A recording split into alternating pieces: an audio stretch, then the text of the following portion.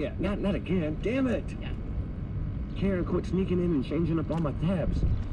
I don't have anything personally against Karens. I just use Karen as my go-to. Because of the memes. Well, because of the memes. Yeah. And because just my go-to, you suck person. Come on, Karen. She's fictitious.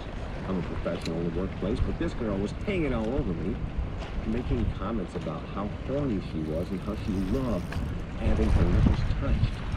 Since I was the only employee there so late, I flipped the sign to close and fucked her in the chair.